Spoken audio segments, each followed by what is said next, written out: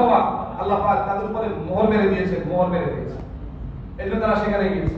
রাসূল সাল্লাল্লাহু আলাইহি সাল্লাম মক্কা থেকে মদিনায় যাওয়ার পর দেখলেন যে ইহুদিরা রোজা রাখতেছে। জিজ্ঞেস করলেন, মা হাদাল ইয়াউম আল্লাযী তাসুমুনাহু ফী, এই দিন কি তোমরা রোজা রাখতেছো?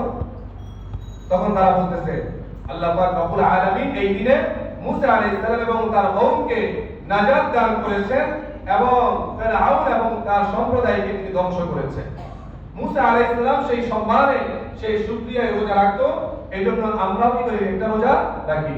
রাসূল বলেন, ফানাহনু আওলা ওয়া আফদালু মিনকুম বিমূসা, ফানাহনু আহাক্কু ওয়া আওলা মিনকুম বিমূসা। মুসার ব্যাপারে আমরা বেশি ভালোবাসা পালন করি, আমরা বেশি হকদার মুসার সম্মানে, মুসার সাথে আমল মিল রেখে রোজা রাখতে পারি। কারণ তোমরা মুসা আলাইহিস সালামকে কি মহব্বত করো, কি ভালোবাসা, আমরা এর চেয়ে বেশি মহব্বত করি। কেন? কারণ হচ্ছে তোমরা মুসাকে অনেক বেশি কষ্ট দিছো। এই ইহুদিরা মুসা আলাইহিস সালামের অনুসারীরা মুসাকে কি কষ্ট না দিয়েছে, কিন্তু আমরা কখনো মুসা আলাইহিস সালামের সমালোচনা করছি কখনো করি না। বরং মুসা নাম কখনো একা আমরা নিয়ে সাথে সাথে উচ্চারণ করি আলাইহিস সালাম। এমন কোন নাম নবীর নাম আমরা উচ্চারণ করি না যে আলাইহিস সালাম আমরা বলি না। আমরা আমাদের প্রিয় নবীর নাম যখন উচ্চারণ করি সাল্লাল্লাহু আলাইহি সাল্লাম বলি, আবার যখন অন্য একজন নবীর নাম উচ্চারণ করি সাথে সাথে আমরা আলাইহিস সালাম বলি। এবং একজন ইমামের নাম যখন আমরা মৃত ইমামের নাম যখন উচ্চারণ করি তখন রাহিমাহুল্লাহ বলি।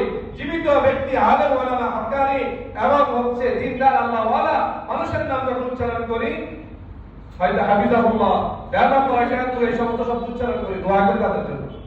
এটা উম্মতে মুহাম্মাদের বৈশিষ্ট্য যে বড়দের সম্মান করা, সে অতীতের হোক, বর্তমানের হোক, ভবিষ্যতের হবে, যে সময় হোক না কেন তাদের প্রতি উম্মতে মুহাম্মাদের সম্মান থাকে। এই যে রাসূল বললেন তোমরা রোজা রাখো, ঠিক আছে, তবে মনে রেখো ফানাহনু আহাক্কু আওলা, ফানাহনু আহাক্কু ওয়া আওলা মিনকুম বিমূসা।